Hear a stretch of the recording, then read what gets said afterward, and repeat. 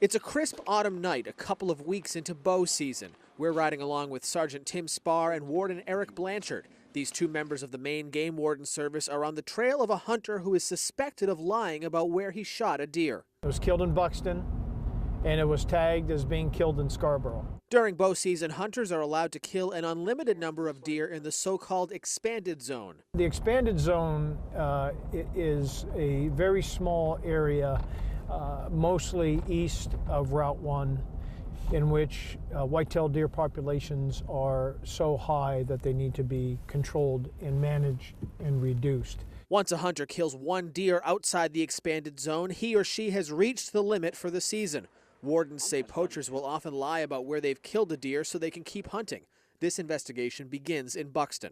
We are way out of the expanded zone. As in many cases, a resident called in a tip about a potential poacher. I mean, this guy here is just, he's tired of it. He feels as though this guy's essentially stealing wildlife. The tipster asked us not to show his face because he didn't want the suspected poacher to know who turned him in. He was frustrated at the idea that someone would poach on his property. Been waiting 5 years for the deer to come back here. Yeah. And this year we've got some good deer hanging around, and I love watching them. A second man also says he saw the suspected poacher. Not been happy with the way they hunt and annihilate. Yep, absolutely. Everything they see. The wardens collect a sample of what's left of the deer. Next, they visit the nearby tagging station in Buxton where the hunter registered the deer as being killed in Scarborough. They contact the hunter, arrange to meet him, and confront him. What we've got is you registered a deer here last night? Yep. Okay, where'd you kill that? In Scarborough. Okay. We're probably gonna have to start over. Okay. Okay. We know where you killed it. Okay. It's not Scarborough. Where'd you kill it? Buxton. The wardens charge the hunter with false registration of a deer. It's gonna cost about $350. Yeah, well, that's why you have to abide by the law. Yeah. The wardens also confiscated the meat. They admit that there are probably a lot of hunters who get away with poaching. But I'm hoping that we are making a difference, that we are doing more than just scratching the surface. Spar and Blanchard hope that cracking one case at a time and educating the public about hunting laws will help to preserve Maine's animal populations for generations to come. I'm always surprised. It doesn't seem to matter what time we're here. People still will wave and beep their horns, and it's their flag. Every Tuesday morning. Hi there. For 11 years. I asked them to commit for a year, and 11 years later, we're still here. Rain, snow, or shine.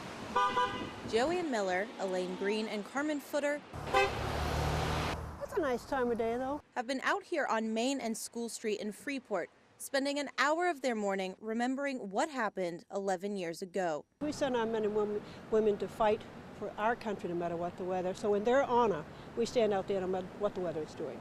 And that's to honor their sacrifice. In Portland, there won't be an event this year, which is similar to years past. Last year, for the 10th anniversary of September 11th, we had a sort of larger event. But typically, we believe that this is a time for quiet reflection and an opportunity for the members of the community to go to our September 11th memorial, which is on the Eastern Prom. This September 11th, the Freeport Flag Ladies will be here, just like the last 572 Tuesdays. I've been the only one that's been absent once in a while, and that's because I was in critical care. But it won't be their biggest event this week. Our really big day this year is actually going to be on the 14th, which is Friday, because our actual mission began 11 years ago on the 14th, when then President Bush asked people to step outside their homes and light candles. They're asking community members to stand outside with candles, lining Main Street to where Freeport's memorial stands, just like they did 11 years ago. You just have to set your priorities and stick with them. And I only hope that each time they see it, that flag touches them in some way. That's Heath in the teal t-shirt, kicking around a soccer ball at Wells Elementary School. Little does he know, a surprise visit is just about to happen. His dad, Donnie McHugh, just home from Afghanistan, is sneaking through a back hallway. Teachers, school staff, and the boy's family helped orchestrate the big reveal. Oh my goodness. It took several seconds for the shock to sink in, and then the long-awaited hug and applause. Surprise. Happy birthday. That's right, Heath turned 8 just yesterday, a special reunion for father and son who haven't seen each other since last Christmas. Were you surprised? Yeah. When you looked up, what went through your mind? Oh, this is amazing. This is great. It's great seeing Heath. It's great being here. With tears streaming down his little face, it was clear that Heath was a happy little boy. What are you guys gonna do together? I think we get to go birthday shopping. The celebration and the visit will be bittersweet and short, just 24 hours.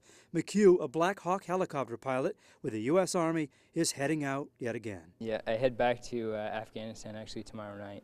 The little boy's grandmother helped orchestrate the big surprise by tipping off the local TV stations. I watch different news stations, and you always see the daddy coming home and surprising their child, and I've just never seen it on a local station. She has now. In the end, when the surprise began to wear off, Heath stood proud, unable to take his eyes off his hero, his dad. How you're doing so good? How are you? I'm super nervous. Oh, Santa's here. Thank you so much. No problem. Merry Christmas. Look, how can I describe it? Wonderful. I mean, it's like the good Lord's coming around taking care of people that need it. Secret Santa. Can you believe it? Thank you. How are you? It's a blessing. Thank God. Thank you. Thank you. Merry Christmas. Merry Christmas. One of the people said that they thought it might be him, and I figured, no, it's not gonna be, but God smiled on us today, and it was him. Seeing the smiles on people's faces like this is just amazing. Yes, I would. Thank you. Merry Christmas to you too. It's unbelievable. Most of the people in the building are penniless right now, and this is just, it's a miracle. It's wonderful. It's wonderful. Merry Christmas to everyone.